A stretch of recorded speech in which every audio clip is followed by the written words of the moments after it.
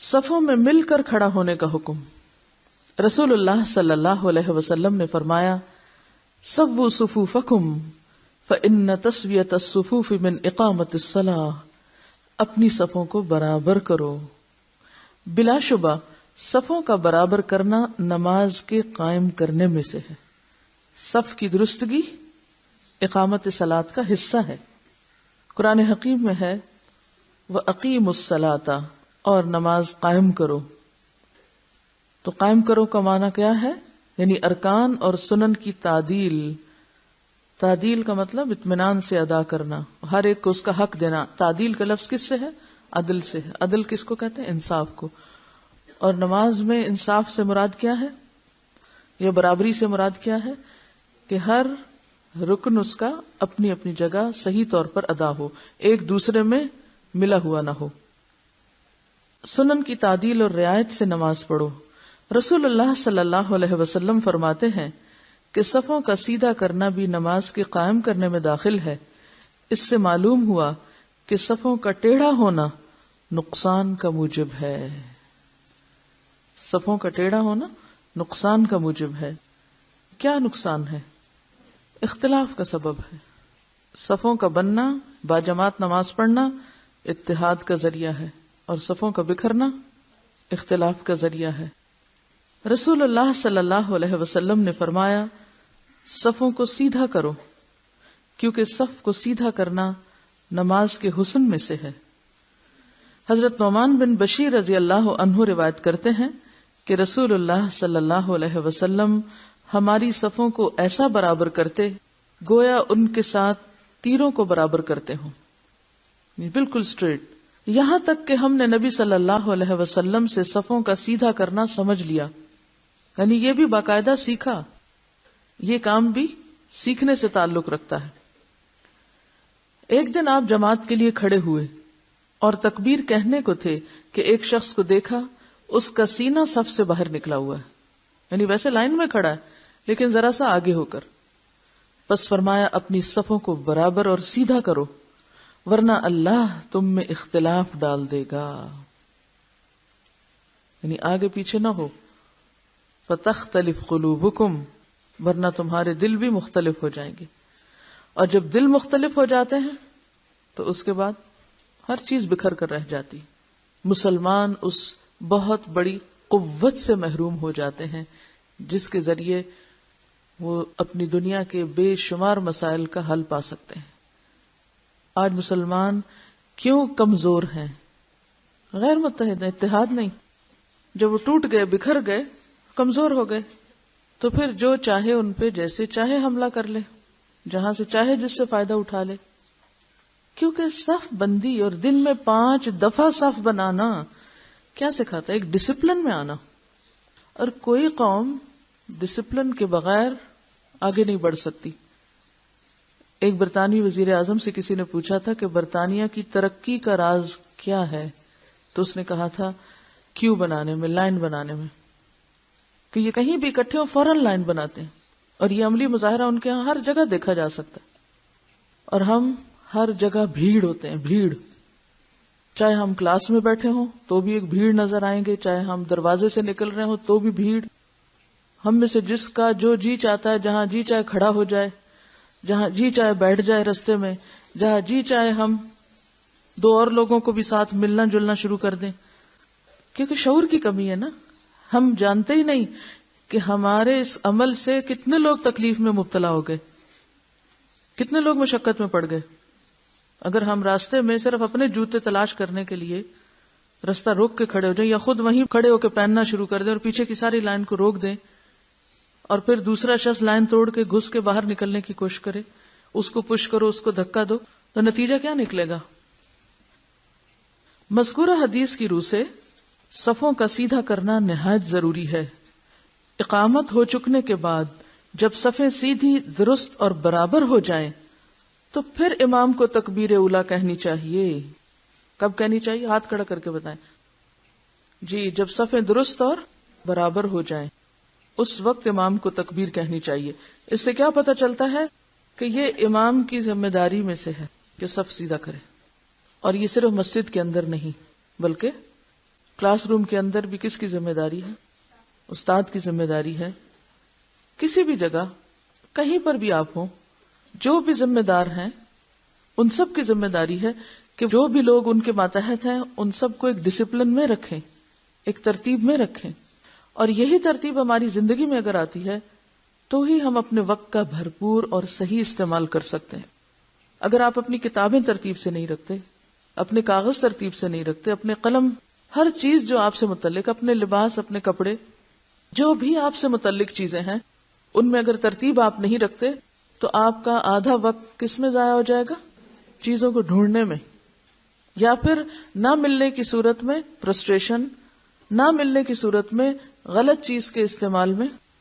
تو آپ وہ نہیں کر سکیں گے جو آپ کر سکتے ہیں یا آپ کو کرنا چاہیے.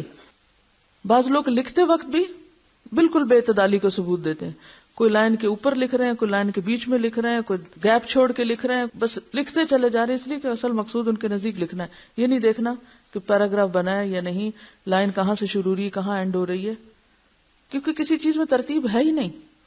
کچن دیکھ لو تو بے ترتیب، کمرہ بیڈ روم دیکھ لو تو بے ترتیب، الماری کھولو تو بے ترتیب، واش روم تو بے ترتیب، ہر چیز بے ترتیب. تو جب زندگی میں بے ترتیبی آ جاتی ہے، آپ آرگنائزڈ نہیں ہیں پرسنل لیول پر، تو آپ اجتماعی زندگی میں کبھی بھی آرگنائزڈ نہیں ہو سکتے. اور اگر آپ خود نہیں ہیں تو آپ کسی کو بھی نہیں کر سکتے.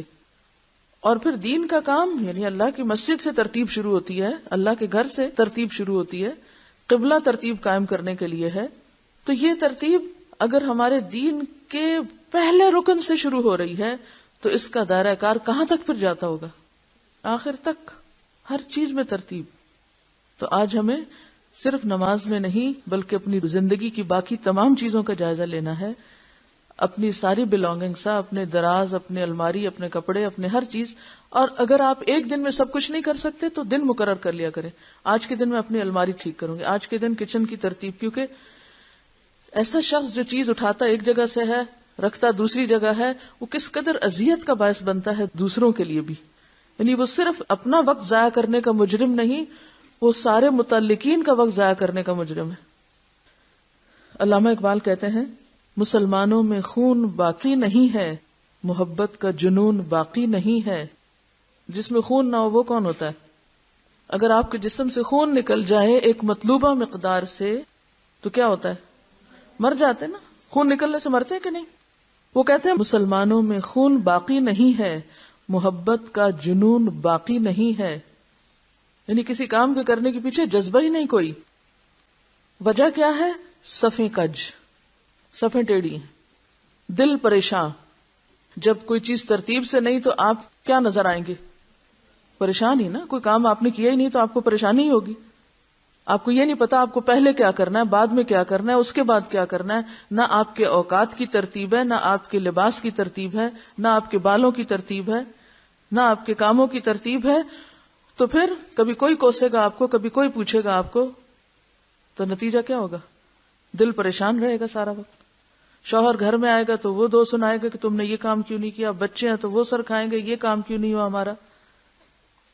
آپ کسی کے بھی کام کے نہیں ہیں. پھر چاہے آپ کتنے بڑے بڑے خواب دیکھتے رہیں کہ آپ یہ بھی کر لیں گے اور وہ بھی کر سکیں گے، کچھ نہیں کر سکیں گے. تو کہتے ہیں صفے کج دل پریشان، سجدہ بے ذوق. سجدہ بے ذوق کیوں؟ جب آپ پریشان حال پھر کھڑے ہوتے ہیں، کبھی آپ نے غور کیا ہوگا کہ وہ نماز جو آپ اطمینان سے پڑھتے ہیں وہ کون سی نماز ہوتی ہے، اور وہ نماز جو ٹکروں والی نماز ہوتی ہے، یا نماز پڑھتے ہوئے آپ کو یاد ہی نہیں ہوتا کہ کیا پڑھا یا کیا کیا. یہ کیفیت کب ہوتی ہے؟ جب دل پریشان ہوتا ہے. جب آپ کا دل پریشان ہوتا ہے نا، آپ کے سر پہ کاموں کا بوجھ ہوتا ہے، کیونکہ آپ نے ترتیب تو قائم ہی نہیں کی تھی کہ کیا کس وقت کرنا ہے. کوئی ٹائم ٹیبل ہی نہیں ہے آپ کا، کوئی ترجیحات ہی نہیں ہے آپ کی زندگی میں. تو وہ سارا غبار کہاں آ کے اٹھے گا؟ نماز میں. آپ تجربہ کر کے دیکھ لیجئے کہ وہ نماز ہی میں آ کے آپ کو ہر چیز پریشان کرے گی. وہ کہتے ہیں وجہ کیا ہے؟ کہ جذب اندرون باقی نہیں ہے. جذب اندرون باقی نہیں، اندر کوئی چیز جذب نہیں ہو رہی، ابزارپشن ہی نہیں ہے. صفوں کا ٹیڑھا پن، باہمی پھوٹ، دلوں کے اختلاف اور باہمی کدورت پریشانی کا باعث ہے. یعنی دلوں میں بھی کدورت آتی ہے پھر، کیونکہ جب زندگی میں ترتیب نہ ہو تو ہر وقت ایک چپکلش اور ایک کھچاؤ کی کیفیت رہے گی. پھر اس کا نتیجہ کیا ہوگا کہ دلوں میں کدورت آئے گی ایک دوسرے کے خلاف. حضرت انس رضی اللہ عنہ روایت کرتے ہیں کہ رسول اللہ صلی اللہ علیہ وسلم نے فرمایا، اپنی صفیں ملی ہوئی رکھو، اپنی صفیں ملی ہوئی رکھو، یعنی کندھے سے کندھا اور قدم سے قدم ملا کر کھڑے ہو، اور صفوں کے درمیان نزدیکی کرو. اس کا کیا مطلب ہے؟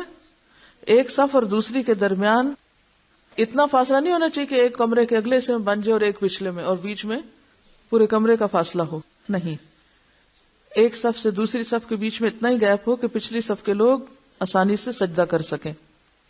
یعنی دو صفوں کے درمیان اتنا فاصلہ نہ چھوڑو کہ وہاں ایک اور صف کھڑی ہو سکے. اور گردنیں برابر رکھو، یعنی سب برابر جگہ پر کھڑے ہو کہ گردنیں برابر ہو.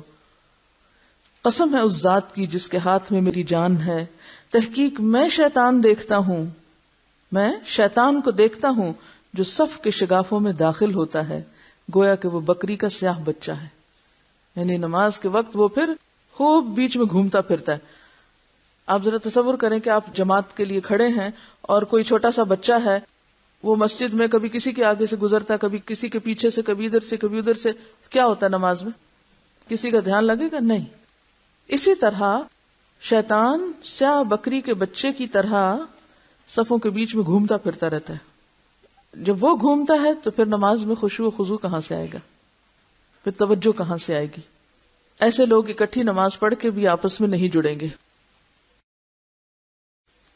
حضرت نعمان بن بشیر رضی اللہ عنہ سے روایت ہے کہ رسول اللہ صلی اللہ علیہ وسلم نے لوگوں کی طرف منہ کر کے فرمایا، لوگوں اپنی صفیں سیدھی کرو. یعنی آپ اس معاملے میں بہت سختی کرتے تھے. لوگوں اپنی صفیں درست کرو، یعنی اس معاملے کو چھوڑتے نہیں تھے، ان کو سپیئر نہیں کرتے تھے، اگنور نہیں کرتے تھے.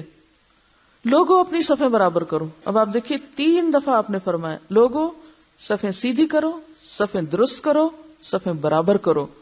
سنو، اگر تم نے صفیں سیدھی نہ کی تو اللہ تمہارے دلوں میں اختلاف اور پھوٹ ڈال دے گا. اس حکم سے انکار کوئی معمولی چیز نہیں ہے، اس کے اثرات ساری زندگی میں جائیں گے. پھر تو یہ حالت ہو گئی کہ ہر شخص اپنے ساتھی کے ٹخنے سے ٹخنا، گھٹنے سے گھٹنا، کندھے سے کندھا چپکا دیتا تھا. ابو داؤد کی روایت ہے یہ، ابن حبان نے اسے صحیح کہا. یعنی پھر صحابہ کرام اتنے کانشیس ہو گئے تھے کہ بالکل جیسے ایک سیسا پلائی ہوئی دیوار کے جیسے کچھ بھی بیچ میں سے نظر نہ آئے، اس طرح کھڑے ہوتے تھے. حضرت انس رضی اللہ عنہ سے روایت ہے کہ رسول اللہ صلی اللہ علیہ وسلم نے فرمایا، صفوں کو سیدھا کیا کرو کیونکہ میں تمہیں پس پشت بھی دیکھتا ہوں. یعنی نماز میں اللہ نے مجھے ایسی صلاحیت دی ہے کہ سامنے کے ساتھ ساتھ پیچھے کا سین بھی میں دیکھ سکتا ہوں. یہ آپ کا معجزہ تھا. یعنی کیسے دیکھتے تھے آپ؟ اللہ تعالیٰ اس وقت دکھا دیتا تھا جو اپنے نبی کو چاہتا تھا. اس کی تفصیل یہ نیچے آپ حاشیے میں دیکھ سکتے ہیں. حضرت انس کہتے ہیں کہ ہم میں سے ہر شخص صفوں میں اپنا کندھا دوسرے کے کندھے سے اور اپنا قدم دوسرے کے قدم سے ملا دیتا تھا. یعنی کس طرح ہم سیدھے کھڑے ہوتے تھے. حضرت براء بن عازب سے روایت ہے کہ رسول اللہ صلی اللہ علیہ وسلم صف کے اندر آتے. کیا کرتے؟ صف کے اندر آتے. کیسے اندر؟ یعنی آپ اپنی امام والی جگہ چھوڑ کر 2 صفوں کے بیچ میں آ جاتے، راؤنڈ لیتے تھے. ہمارے سینوں اور کندھوں کو برابر کرتے، یعنی پہلے زبان سے کہتے، پھر اس کے بعد ہاتھ سے سیدھا کرتے ان کو، تم آگے ہو جاؤ، تم پیچھے ہو جاؤ. اور فرماتے آگے پیچھے مت ہوں ورنہ تمہارے دل بھی مختلف ہو جائیں گے. یہاں سے شروع ہوتا ہے اتحاد. اور فرماتے تھے تحقیق اللہ تعالیٰ پہلی صف والوں پر اپنی رحمت بھیجتا ہے اور فرشتے ان کے لیے رحمت کی دعا کرتے ہیں. کیونکہ پہلی صف میں جانے کے لیے کیا کرنا پڑتا ہے؟ کوشش، شوق اور وقت سے پہلے جانا پڑتا ہے. یعنی اگلی صف میں وہی بیٹھ سکتا ہے جس کے لیے نماز پرائرٹی نمبر 1 ہو، جس کی زندگی میں ترتیب ہے. تو وہ شخص وقت کی پابندی بھی کر سکے گا. جب وہ وقت کی پابندی کر سکے گا تو لازماً اگلی صف میں بیٹھ سکے گا. اور جس کی زندگی میں ترتیب نہیں، اس کے اندر کوئی ڈسپلن نہیں، اس کا کوئی کام بھی وقت پہ اور درست نہیں ہو سکتا. ہم عام طور پر لوگوں کو بلیم کرتے رہتے ہیں، وہ سبب ہے میرے کام میں خرابی کا، وہ سبب ہے مجھے پیچھے کرنے کا. لیکن ہم یہ بھول جاتے ہیں کہ ہم سبب خود ہی ہیں. اپنی بے ترتیبی کے ذمہ دار ہم خود ہیں۔ حضرت نعمان بن بشیر سے روایت ہے کہ جب ہم نماز کے لیے کھڑے ہوتے تو رسول اللہ صلی اللہ علیہ وسلم ہماری صفوں کو برابر کرتے تھے۔ جب صفیں برابر ہو جاتی تو پھر آپ اللہ اکبر کہہ کر نماز شروع کرتے، یعنی پہلے اس بات کا اطمینان کرتے کہ صفیں درست ہیں۔